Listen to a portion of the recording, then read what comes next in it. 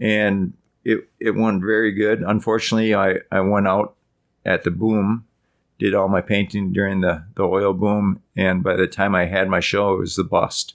So oil had went from $110 a barrel to $43 a barrel when I had my show.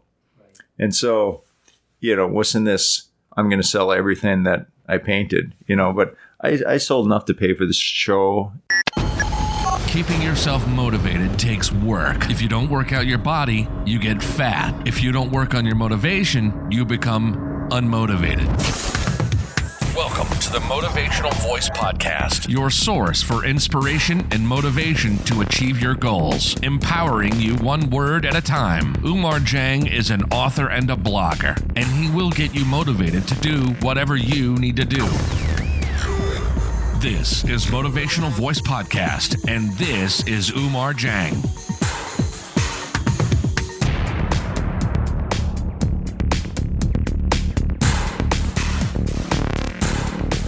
What would you do if you looked up and saw a toddler hanging precariously by the tip of his fingers on a 4th-floor balcony? This happened earlier this year. A 4-year-old was about to fall to his death. Most people picked up their cell phones and dialed emergency services.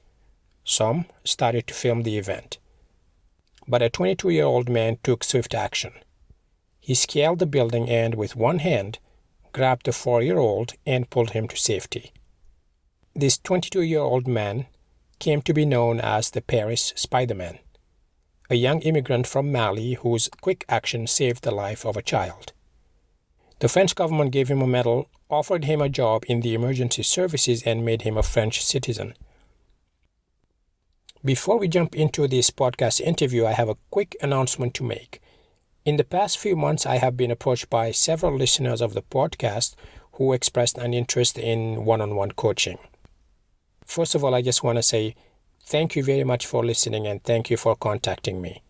It reminds me that you are listening and you are truly interested in the content that I'm putting together, and that truly motivates me to want to continue to do this and to provide useful content to you, the listener. Anyway, after giving it a lot of thought, I decided to put together a live online public speaking workshop so you can attend online in the comfort of your home, completely free.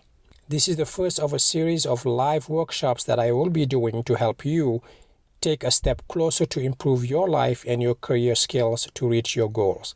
When you attend this online training, you are going to learn tips and strategies on how to be a better public speaker, and specifically you will learn how to become more confident so that you can give a speech or a presentation that retains your audience's attention from beginning to end, and how to avoid using filler words like which can take away from your message when you're giving a speech.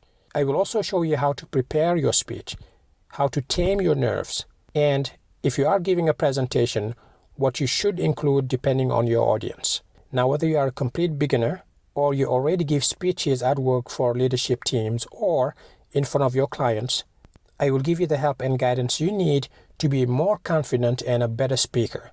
To sign up for this free online workshop, you can go to umarjang.com/workshop. That's umarjang.com/workshop.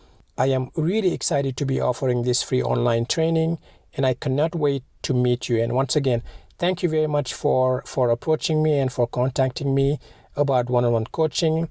This will be an opportunity for me to offer more help to more people. Now let's get into today's episode. This podcast episode is about 2 stories that run in parallel. The first one is the story of a very talented man, Joe Burns, who went back to school so he can do what he loves. Joe came up with a very creative, socially responsible idea to paint 22 portraits of everyday people who live in the United States. The other side of the story is who the paintings are about. Immigrants who made the United States their home and are portrayed in their workplaces. This is a remarkable story of not only how to reinvent yourself, but also how you can draw inspiration and originality from people around you. Full disclosure, I happen to be one of the lucky individuals that Joe has chosen to draw in his amazing exhibit.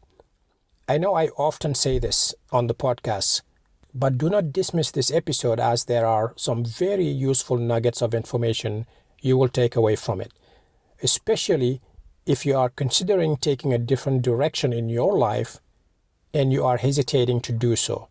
Let's listen to my interview with Joe Burns.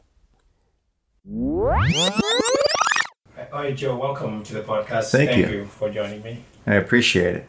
Yeah, thanks for coming on the show. I know we've been trying to do this for a while, and the moment finally happened. So would you talk a little bit about yourself, introduce yourself to our listeners, and talk a little bit about what you do and who you are? Sure. My name is Joe Burns, and I'm a painter, or a realistic painter.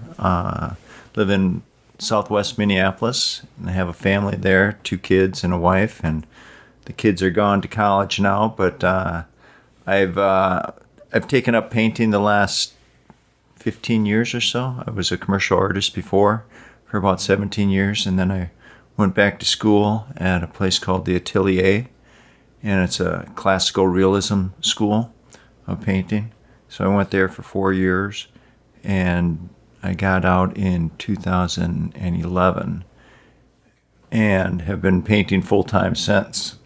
And this is kind of like a project for me. I started off by, after getting out of school, doing a lot of still lifes and some portraits, but mostly still lifes, and would have shows. And that kind of got me into thinking, I was a block captain at the time, and I really like to do portraits. And so one of my first kind of projects that I did is I got everybody in my neighborhood, 47 people, to come and sit for me for 4 hours. Wow. And I'd get to paint them. And it wasn't a finished portrait, but it was it was a resemblance. It was a good enough painting that, it looked good. And it not only got me to paint all these people for free, because they're free models for me for sitting down, but it kind of brought the neighborhood together in a way that other neighborhoods haven't done. It got me to know each neighbor a little bit more on a personal level. There's lots of good stories that came out of it. And then at the end of that, which took me about 4 months, then I had a show, and each portrait was a foot by a foot.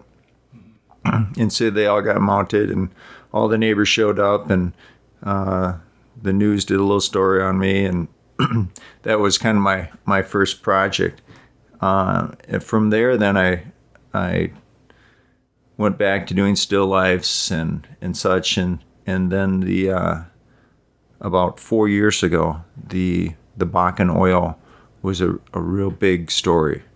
Every day there was something new about men and women going out to the Bakken oil fields and working real hard out there, because there was a oil boom going on out there. And so in North Dakota? In North Dakota. Okay. Yep, on the far northwest side of North Dakota. So it's about a 13-hour drive from here.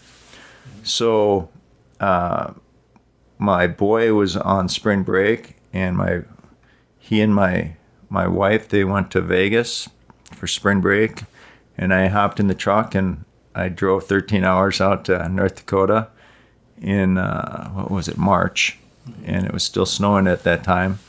And I had a friend that had a house out there, so I had a place to stay. And I went out there and spent about 2 weeks out there at that time. Altogether, I spent about a month and a week going out there and taking lots of pictures, doing lots of drawings and paintings out there. And then I came back to my studio, and I had about a year to work on these large-scale pictures of the Bakken oil fields. And so I was like the only artist that went out there and documented that. So it took me about a year to do. And from there, I had a show out in Williston, and then back in Minneapolis here at Capella Tower. And it went very good. Unfortunately, I went out at the boom, did all my painting during the oil boom, and by the time I had my show, it was the bust. So oil had went from $110 a barrel to $43 a barrel when I had my show. Right. And so, wasn't this, I'm going to sell everything that I painted, but I sold enough to pay for the show, and it worked out. I got, some really good publicity, and that led to some commissions later on the next year. And then fast forward to this project now it's called Facing America, and it's a exhibition of immigrant portraits. And so I kind of took the topic that was going on about a year and a half ago. Immigration was and still is a very hot topic. Right. And it just didn't seem like the immigrants that I knew were getting a very fair shake. And our president was, right in the middle of it, and he was calling everybody rapist and terrorist, and we should get rid of all immigrants. That and it didn't seem like the immigrants that I knew were bad people. Matter of fact, all the immigrants that I knew were actually very hardworking, great citizens, and we were a land built on immigrants. And so I decided to paint. I ended up painting 22 portraits of immigrants in the workplace, and so that's what my show is about now. Well, going back to the back in oil fields, what kind of motivated you to want to do that, the portrait of those workers? I guess it was, I love doing portraits, and this was a place where I could get some attention for doing portraits and outdoor scenes. And it was, at the time, it was a real hot topic, and I thought, not only can I paint what I love to paint, but this is kind of a way also of, it might get me in the newspaper, it might get me some publicity where, it's like working any job. You have to try to make your way up to the top, and this is a way for me to get a little of attention and still do what I love to do, and that was paint. And also, what you mentioned about this is a good way for getting to know your neighbors, getting to know people, the community, and I think that's lacking these days, where we all go about our lives and day in and day out we follow our routines. It's not so connected. We're not so connected anymore. Yes, we're connected to our family and friends, but just connecting to perfect strangers hasn't happened quite often unless something pushes us together. And I think what you do with the portraits is a great way to bring communities together. And of course, you're making a living out of it as well. Can you talk a little bit about your process? So how do you go from how do you draw the portraits? Well, in school, we did all of our painting from life. So we were really taught to, you weren't really taught how to paint, but you're taught how to look at something. So through years and years of painting from life, I learned how to lose edges, how to bring things forward, how to, key in on a sharp edge to make that pop forward, and a faded edge to make it go back. And so my process now for these projects is a painting probably takes me somewhere in, say, 40 to 60 hours for a large painting. And most of these people, if not all the people, wouldn't come in and pose for me for that long. All right. Yeah. They got lives, they got work to do and everything else. And I wanted to capture all these people in their work environment. So what I did is I went in and I'd take pictures. There's a couple that I did. There's two Moroccan chefs. Really? And they've got just fantastic food.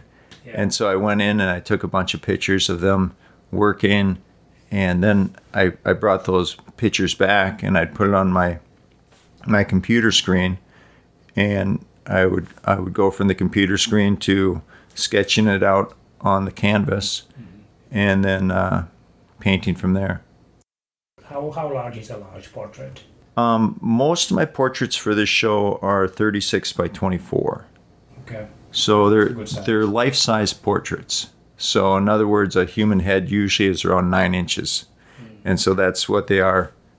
I tried to paint them as close to real as possible. So they're all like 3/4 poses. You know, you won't see like the feet. Most of them are cut off at the lap or so. Okay. So. And how do you generally these immigrants that you paint? How do they generally feel about the portrait after you're done painting them? How do you? Well, we'll see, because nobody's seen them yet, and that was kind of one thing I wanted to do with this project. I didn't want them just to see them online where I posted it, because I always think that the paintings look better in person, and you know I wanted to have that surprise a little bit for them, and hopefully it's a good surprise. So what I'm going to do is at the show September 6th. At 6 o'clock until 6:30 is a show just for the immigrants, and so they'll come in and they'll get to see their painting for the first time, and hopefully I've done a good enough job that they all recognize themselves. Yeah, no, I'm sure you have. But so yeah, it's going to be. I hope it's going to be fun for them to see it for the first time, and it'll be fun for me to see their expression, to see if they like their portrait or not. Right. So that'll be fun for them, I hope. Yeah. Are you going to have any cameras or anything to capture their reactions as they see them? Yeah, I'm going to try. I've thought of different things. I thought about maybe unveiling them one at a time, you know, with a cloth. But there's going to be so many people there in a short amount of time, I don't know if I'll be able to do that. But I'm definitely going to have somebody besides myself with a camera going around taking pictures with each immigrant, with their painting and everything else. So I'm hoping that everybody doesn't come at exactly the same time, and so I can kind of walk around with each person and show them their portrait. Now, I know this is as much an artist and a really portrait story as it is a people story. You've worked closely with these immigrants, and are there any takeaways for you? Anything that you learned from these people? I think the overall takeaway that I've got, and you know, I haven't got to know each immigrant as much as I would kind of like to. I started off by having the first 2 immigrants come in, and I was going to paint them just in my studio. I was going to have a 4-hour painting session where I could paint them as a sketch, not the final painting. And during that time, I'd be interviewing them and getting their story. But it turned out that it's very hard to concentrate on both at the same time. Yeah. So I'd either be failing at the interview or be failing at the painting. You know, it was a little bit too much, but it was fun. I interviewed 2 people that way and wrote their stories. So each portrait alongside the portrait will be a story of that person. So each person has filled out a questionnaire that I made, and from that questionnaire, then I kind of weave together their story on how they got here, why they came, you know, if they still eat the food from their home country, if, you know, some different questions. And hopefully, and most of the time, people came back with at least one little story that you might not have known about them that I tried to tell, you know, to get that real human aspect to this is who I am. But one of the things that every single immigrant that I painted came across is their work ethic. And so much more even than people that were, I think, born in this country. A lot of these people have 2-3 jobs. a lot of them are sending money back to help people in their home country still. There was nobody that was unemployed that I painted. And it's not like I turned down people that were unemployed because, Right. So I think the overall thing for me was, how hard these people work, how much they want to give to this country.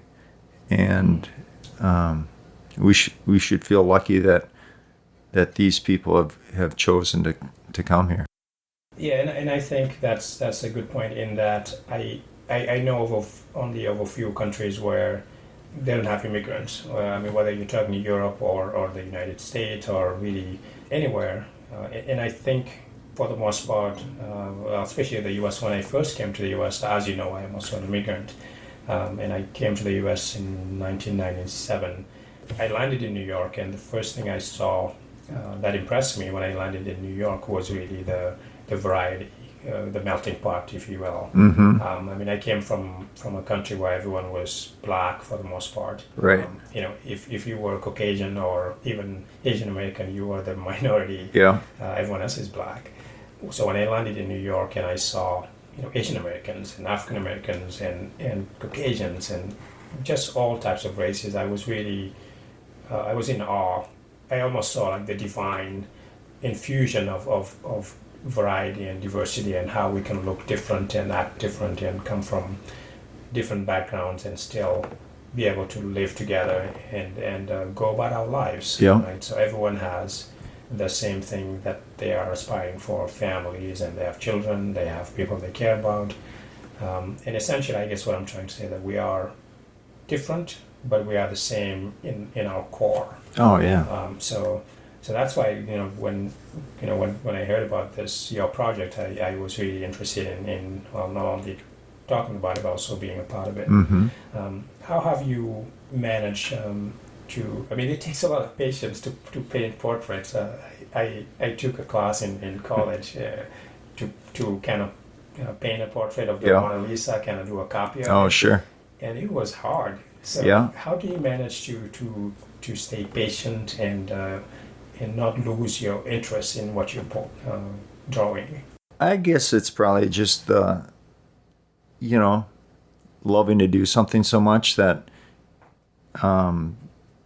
if it was something that I really didn't want to do, I could lose interest pretty quick. But it's something you try to improve all the time. You try to, that first day, it's like it might go great, and then that second day, you just might not be painting as well, and all of a sudden the portrait can just fall apart on you really quick. It's always easy to, you might be painting an eye, and you might have that eye perfect, and then you notice it's in the wrong spot. It's off by a 1/4 inch, and so it's like you have to wipe that back down and paint it again. So you just have to. It's a love for what you're doing that keeps you going. And, these are going to be, especially with the portraits, they're going to be shown to people, and they have to look like that person. Mm-hmm. And so it can't just be an interpretation, the way I paint anyhow. Right. It can't just be an interpretation of what I think somebody looks like. This is, it's got to be pretty much spot on. Otherwise, you're going to be told that it's not looking like that person. Right. It's not caricature. It's more you're really doing real life portraits. And I'm looking at the cards that you have.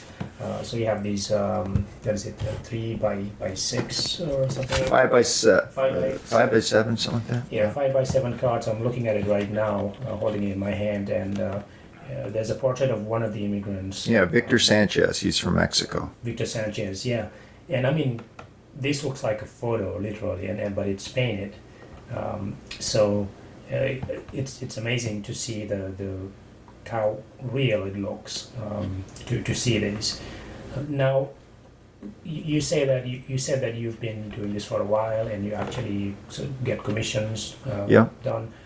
There may be people listening who actually may be interested in following in your footsteps and being artists. And I know when you come out of college and you go to art school or any degrees along those lines, people tell you, well, you can't make money doing this.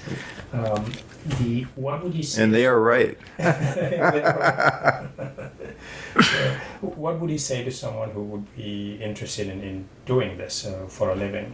I would say, I was very lucky, and still am very lucky today, that I have a wife that has a terrific job, and when I wanted to go back to school for 4 years, she completely supported that idea, and maybe she was thinking that I'd make some money someday, but she completely supported the idea and supports it still today.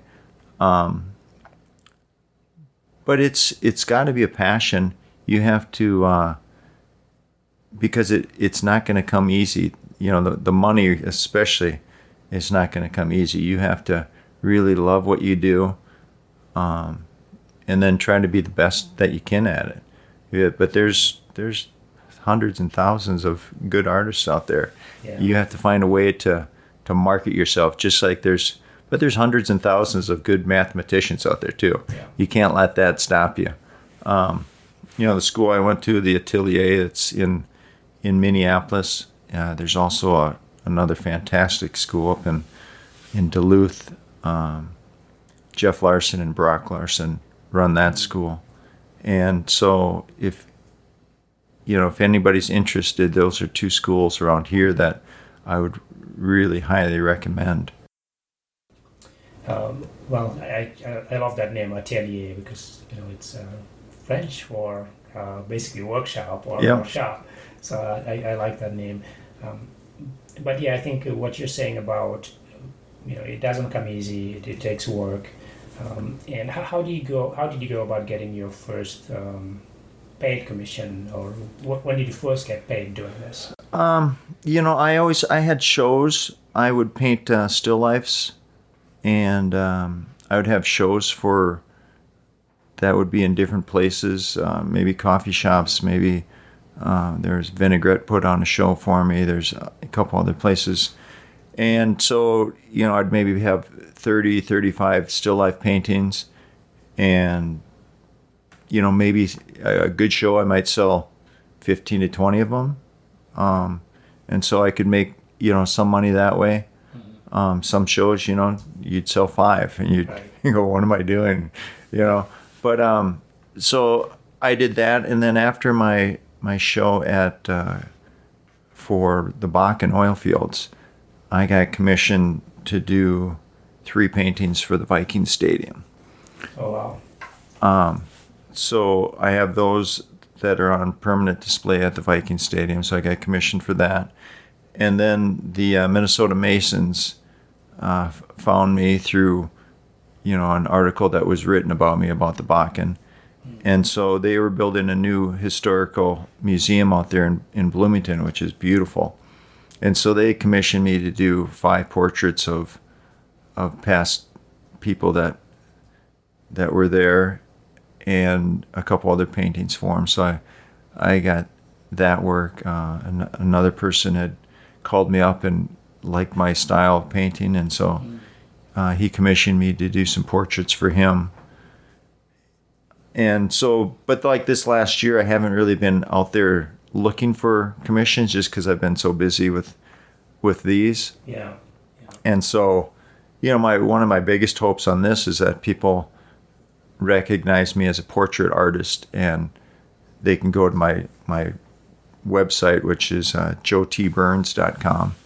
Yeah, we'll make sure to put that in the show notes. Yeah, and I have my still lifes, I have plein air, all my paintings are on my website, and if they'd like to commission me to do a painting, I'd be more than happy to help them out on that situation. So. Yeah, you talked about how that you're busy doing this project. How long does it take you normally to do a full-on project? Well, this one took me, I started in April of last year. So it took me about almost a year and a half or so, a year and 4 or 5 months. The Bakken project took me, I started it in March and had my show in June. So it took me about a year and 2 months. Okay.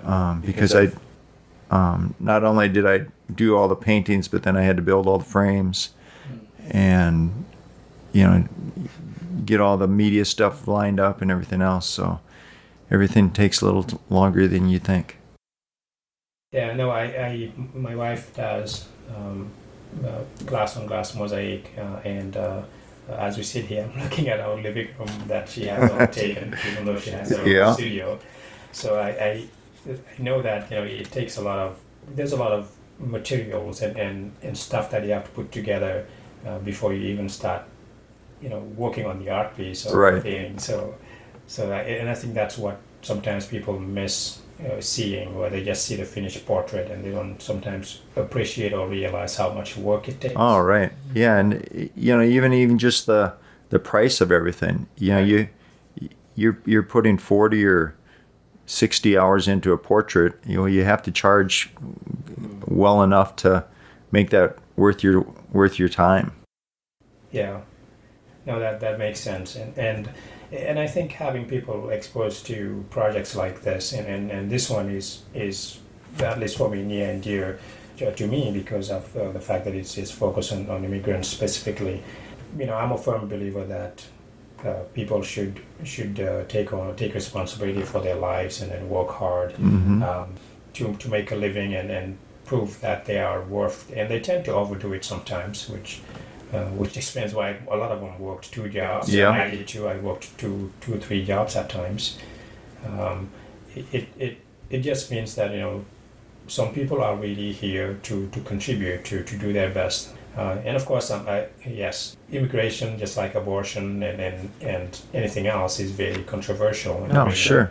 But what I want people to focus on is just the stories of these people, because it can motivate us and push us to be better and do better and see the people in them.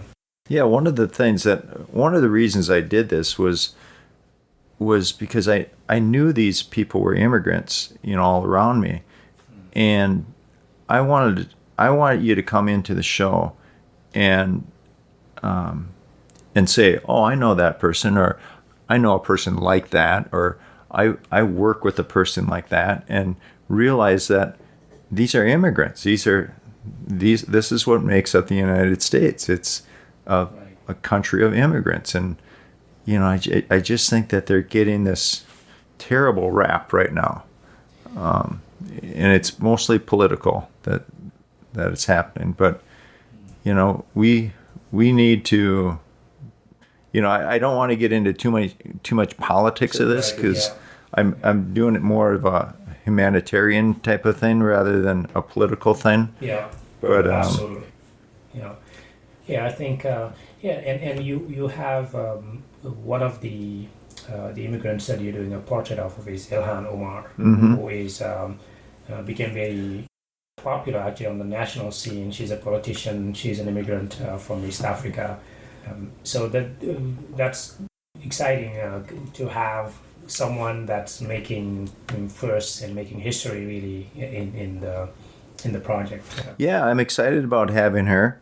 I was at a Super Bowl party and ran into somebody that knew somebody, and they asked me what I did, and I said, oh, I'm doing this project, and they said, well, I work with Ilhan Omar, and from there I just said, well, can I get her contact? And a couple phone calls later, and all of a sudden she's agreeing to do the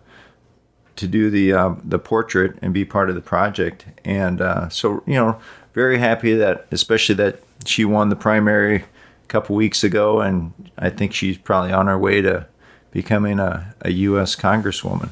So that's fantastic. But I don't really look at her as like the star of the show. Right. I look at every single person that's in this show as the star of this show.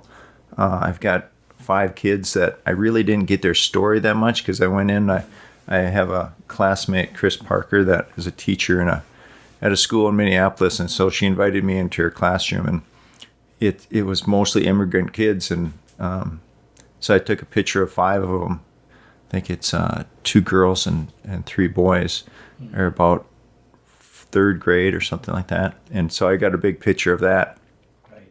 Cutest kids ever. And so, you know, you haven't asked yet on something like this, but hopefully like that painting I'll try to maybe donate it to the school or something like that. Yeah. Because, you know, what am I going to do with 22 portraits in my studio after the show? But so yeah, I'll find interesting things to do with some of the paintings. Yeah, no, that's great. Right. Right. Now, you mentioned earlier that this is going to be unveiled at the Capella Tower on September the 6th, which is Thursday. So people would have a chance to actually go see it. Is there going to be any?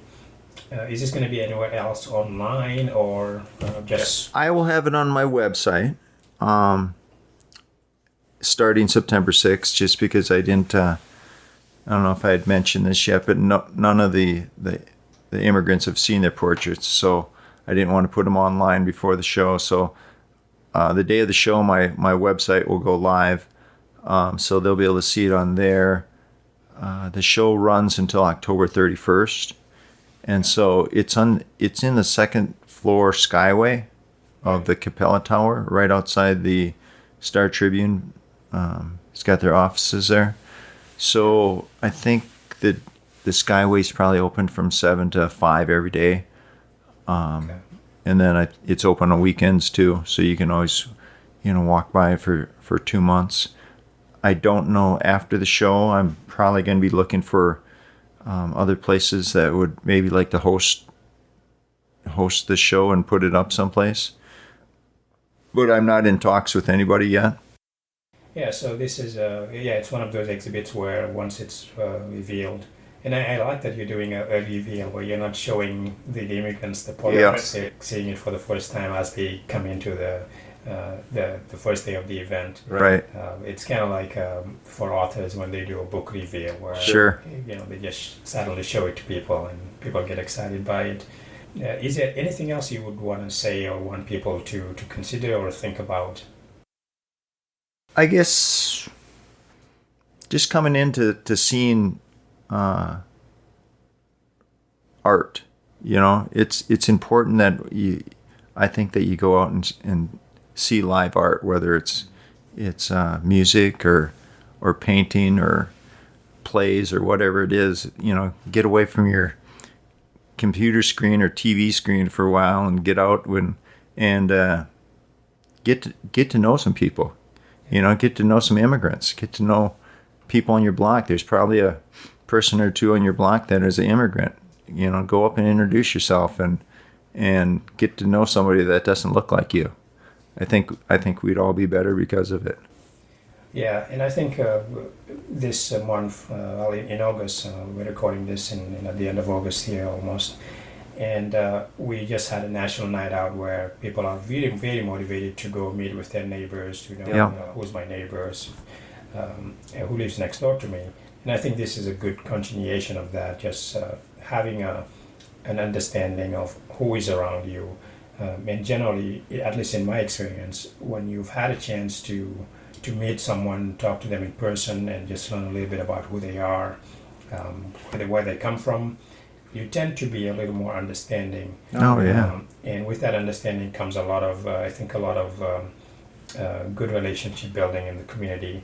And I'm all for anything that's positive and that helps improve the community. Well, I think we'll before we wrap up here, I do have the card. I'll definitely put that on the website along with the podcast. Okay, so great. People can see it. And again, the show is on Thursday, September the 6th. There's a private reception for the immigrants between 6 and 6:30. And then, so basically, if you go to the Capella Tower in Minneapolis, the show would be from 6:30 p.m. to 9 p.m. and it would be open to the public. I think you did a fantastic job from what I can tell, and thank you for including me in this. I am, I'm honored to be part of this and to help. So, thank you very much. Any final thoughts? No, well, I really appreciate you getting me on this podcast. I think it's It was fun painting you, and I hope you enjoy your portrait. Yeah, hopefully. I'm sure I will. So thank you very much. Thank you. All right, that was my interview with Joe Burns, talking about his project on immigrants called Facing America. The project is still on display at the Capella Tower until October 31st, 2018 in Minneapolis. So if you happen to be in the area, make sure you check it out. Otherwise, you can go on Joe's website to see the portraits that he created at joetburns.com. That's joetburns.com. And I will add a link in the show notes so you can check it out. Now, this goes to show that it is never too late to go after your passion, change directions in life, or reinvent yourself. I know sometimes when we are at a point in our lives where we feel like we've lived for so long and we've done so much and we are too old to do things, don't have that frame of mind. It is always a matter of courage, and it's always a matter of taking action to make your dreams come true, no matter how old you are, no matter where you are in life, and no matter where you live. Now, before I let you go, I wanted to remind you that I created a Facebook coaching group specifically for the podcast. This is a place where I post videos and give tips and advice about career and life strategies, and it is, of course, completely free. The group is meant to be an extension of the podcast and a place where you can connect with like-minded people and like-minded listeners. So head on over to Facebook and join the Career and Life Coaching group. I will add a link as well to the group at the bottom of this episode. Thank you very much for remaining loyal and listening to the podcast.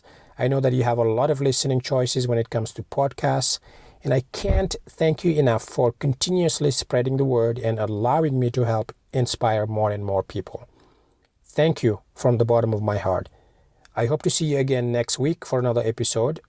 Until then, please stay safe and motivated. Goodbye. Thank you for listening to the Motivational Voice Podcast. If you enjoyed the show, please subscribe and rate it on iTunes. Get show notes and the latest blog posts at omarjang.com.